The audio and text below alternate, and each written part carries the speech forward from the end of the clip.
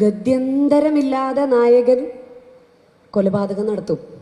ഇന്ന് തോക്കുകൊണ്ടൊരു 50 വെടിയൊക്കെയാണ്. ചത്ത ആളിനെ പിന്നെയും വെടിവെക്കും. അതുപോലെ തന്നെ ഞാനിപ്പോൾ അതിശയത്തോടെ കണ്ട കാഴ്ചയാണ്, എപ്പോഴെങ്കിലും കഞ്ചാവിനെ പറ്റി പറയുന്ന ഒരു ഡയലോഗ് സിനിമയിൽ വന്നാൽ വലിയൊരു കയ്യടിയായിരിക്കും ഓഡിയൻസിൻ്റെ ഭാഗത്തുനിന്ന്. ഇത് കണ്ട് കണ്ട് കണ്ട് ഇതിങ്ങനെ പറയുമ്പോൾ തമാശയായിട്ട് പറയുന്നെങ്കിലും നമ്മുടെ ഉള്ളിൻ്റെ ഉള്ളിൽ സീരിയസ് ആയിട്ട് തോന്നിയൊരു കാര്യം, ഞാൻ ഉൾപ്പെടുന്ന മേഖലയാണ് സിനിമാ മേഖല. പണ്ടൊക്കെ നമ്മൾ സിനിമയിൽ കിരീടം, ചെങ്കോല് എന്നൊക്കെ പറഞ്ഞ സിനിമയിൽ ഗത്യന്തരമില്ലാതെ നായകൻ കൊലപാതകം നടത്തും. അവസാനം ആ കുത്തിയത് തെറ്റായി പോയി എന്ന് പറഞ്ഞ സേതുമാധവൻ എന്നാണ് തോന്നുന്നല്ലേ ലാലേട്ടൻ്റെ ക്യാരക്ടറിൻ്റെ പേര്, എൻ്റെ ഓർമ്മ ശരിയാണെങ്കിൽ. വിതുമ്പി കരയുന്ന സ്ഥലത്താണ് ഹീറോയിസം. ഒരു കുത്ത് അല്ലെങ്കിൽ 1-2 അടി, ഇതാണ് നമ്മുടെ സിനിമയിലെ മാക്സിമം. ഇന്ന് തോക്കുകൊണ്ടൊരു 50 വെടിയൊക്കെയാണ്. ചത്ത ആളിനെ പിന്നെയും വെടിവെക്കും, ഇടിച്ച ആളിനെ പിന്നെയും ഇടിക്കും. അപ്പോൾ ഇത് കണ്ട് കണ്ട് കണ്ട് ഇതിങ്ങനെ പറയുമ്പോൾ തമാശയായിട്ട് പറയുന്നെങ്കിലും നമ്മുടെ ഉള്ളിൻ്റെ ഉള്ളിൽ ഒരു തീവ്രമായ എന്തോ ഒരു വികാരം. ഇപ്പം ഞാൻ പറയുന്ന സിനിമയിൽ മാത്രമല്ല, എനിക്ക് പറയാൻ പറ്റുന്ന അല്ലെങ്കിൽ കുട്ടികളെ ഏറ്റവും അധികം മെൻ്റലി എഫക്റ്റഡ് ആകാൻ പറ്റുന്ന ഒരു മേഖലയാണ് ഞാൻ ഉൾപ്പെടുന്ന സിനിമാ മേഖല. എനിക്കെപ്പോഴും കാണാനൊക്കെ ഇഷ്ടമുള്ള സിനിമകൾ എന്ന് പറഞ്ഞാൽ ഞാനൊക്കെ അഭിനയിച്ച സിനിമകളും അല്ലെങ്കിൽ നാടോടിക്കാറ്റും അല്ലെങ്കിൽ 2 കൺട്രീസും അല്ലെങ്കിൽ അങ്ങനത്തെ തമാശ സിനിമകളാണ്. അതൊക്കെ മാറി ഇപ്പോൾ വളരെ സീരിയസ് ആയിട്ടുള്ള സിനിമകളിൽ പലപ്പോഴും ഞാൻ കാണുന്നൊരു ഫീലാണ്, ശരിയോ തെറ്റോ എന്ന് എനിക്കറിയില്ല, കൊലപാതകങ്ങളും അസഭ്യമായിട്ടുള്ള ഭാഷകൾ ഉപയോഗിക്കലും. അതുപോലെ തന്നെ ഞാനിപ്പോൾ അതിശയത്തോടെ കണ്ട കാഴ്ചയാണ്, എപ്പോഴെങ്കിലും കഞ്ചാവിനെ പറ്റി പറയുന്ന ഒരു ഡയലോഗ് സിനിമയിൽ വന്നാൽ വലിയൊരു കയ്യടിയായിരിക്കും ഓഡിയൻസിൻ്റെ ഭാഗത്തുനിന്ന്. പണ്ട് കഞ്ചാവടിയനാണെന്ന് പറഞ്ഞ് നമ്മൾ ഒരാളെ കണ്ടാൽ പുച്ഛത്തോടെ നോക്കിയിരുന്ന നമ്മൾ ഇന്ന് നല്ല ട്രിപ്പിലാണ് ചേട്ടൻ എന്ന് പറയുന്നത് ഒരു കയ്യടിയായി മാറി. അപ്പോൾ അതിലേക്ക് നമ്മൾ മെല്ലെ മെല്ലെ എത്തിപ്പെട്ടതാ. അതങ്ങനെ വളരെ പെട്ടെന്നുണ്ടായതല്ല, കഴിഞ്ഞ കുറച്ച് വർഷങ്ങളായിട്ടുണ്ടായ ഒരു പ്രതിഭാസമാണ് ആ ഒരു മാറ്റം എന്ന് എനിക്ക് തോന്നുന്നുണ്ട്. അപ്പോൾ ഇത്രയും കായികമായിട്ട് നമ്മൾ എത്ര ഒരാളെ കുത്തിയാലും നമുക്ക് മതിയാവില്ല, എത്ര വെടിവെച്ചാലും മതിയാവില്ല.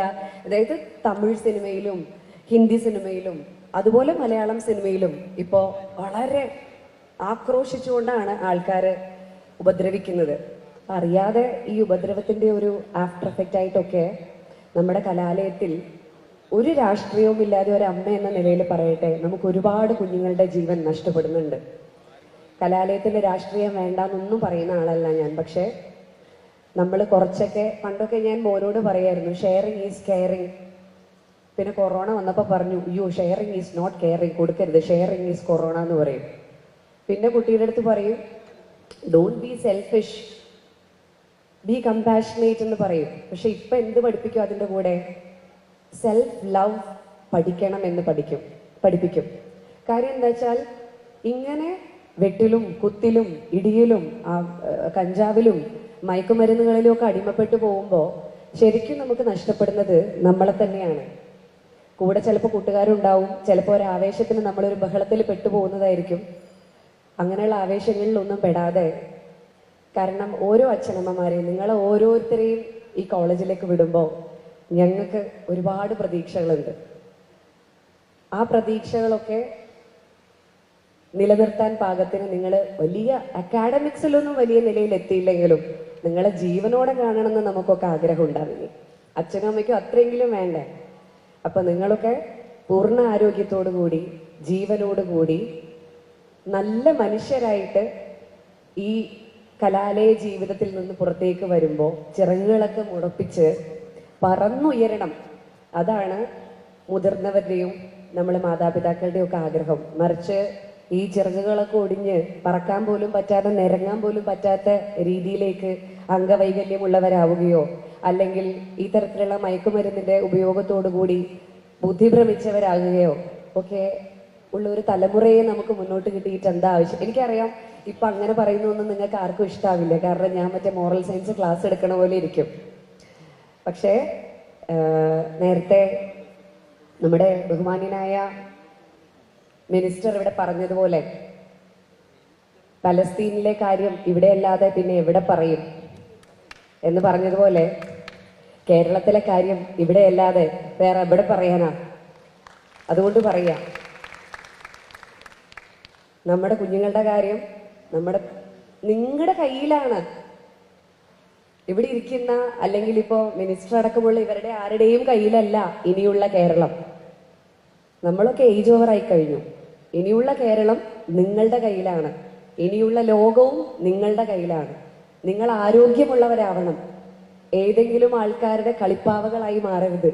ഏതെങ്കിലും മാധ്യമങ്ങൾ അല്ലെങ്കിൽ ഏതെങ്കിലും സോഷ്യൽ മീഡിയ ചമച്ചു വിടുന്ന ന്യൂസ് മാത്രം ശരി എന്ന് വിശ്വസിച്ച് വരുന്ന ഒരു ന്യൂസിന് താഴെ കമന്റ് എഴുതുന്ന വെറും റോബോട്ടിക് ആയിട്ട് ചിന്തിക്കുന്ന, അതായത് എന്ത് പറയുന്നു അത് മാത്രം ചെയ്യുന്നവരാണല്ലോ റോബോട്ട്. അങ്ങനെ ആവാതെ യുക്തി ഉപയോഗിച്ച് പെരുമാറുന്ന, എന്താണെന്ന് കൃത്യമായി വിശകലനം ചെയ്തതിന് മാത്രം ഒരു അഭിപ്രായം പറഞ്ഞാൽ മതി എന്ന് മനസ്സിലാക്കുന്ന ബുദ്ധിയുള്ള ഒരു തലമുറയായി, വിവേകമുള്ള ഒരു തലമുറയായി, സഹാനുഭൂതിയുള്ള ഒരു തലമുറയായി, എമ്പതറ്റിക് ആയിട്ടുള്ള ഒരു തലമുറയായി നിങ്ങൾ വളരട്ടെ. പിന്നെ ഇതിന് ഏറ്റവും നല്ല ഒന്നാണ് കലോത്സവം. കാരണം കലയുടെ ഉത്സവമാണ് കലോത്സവം. അതുപോലെ തന്നെ ഞാൻ ഇഷ്ടപ്പെടുന്ന ഒന്നാണ് സ്പോർട്സ്.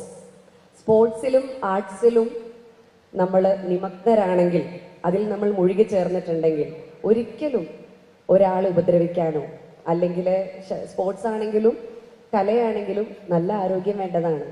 ഒരിക്കലും ഈ തരത്തിലുള്ള ദുശീലങ്ങളിലേക്കോ നിങ്ങൾ പോവില്ല. ദുശീലങ്ങൾ എന്ന് പറയുമ്പോൾ ഞാനതിൻ്റെ ഒരു ഹൈ ലെവലായിട്ട് ഉദ്ദേശിക്കുന്നത്, അല്ലാതെ ചെറിയ ചെറിയ കാര്യങ്ങളല്ല ഉദ്ദേശിക്കുന്നത്. ഇപ്പം അതിന് വളരെ ഒരു മോശം സിറ്റുവേഷനിലേക്ക് നമ്മുടെ യങ് ജനറേഷൻ പോയിക്കൊണ്ടിരിക്കുന്നു എന്നുള്ളത് കൊണ്ട് മാത്രമാണ് ഇത്തരത്തിലുള്ള ഒരു ബോറിംഗ് ടോപ്പിക്ക് ഞാൻ സംസാരിച്ചത്. അപ്പോൾ എല്ലാവർക്കും, എന്നെ ഈ പരിപാടിയിൽ പങ്കെടുക്കാൻ ക്ഷണിച്ച യൂണിയൻ ഭാരവാഹികളോടും കേരള യൂണിവേഴ്സിറ്റി VCയോടും ബഹുമാന്യനായ മന്ത്രിയോടും നമ്മുടെ കൊച്ചു കലാകാരന്മാരോടും കലാകാരികളോടും എല്ലാവരോടും ഒരുപാട് നന്ദിയുണ്ട്.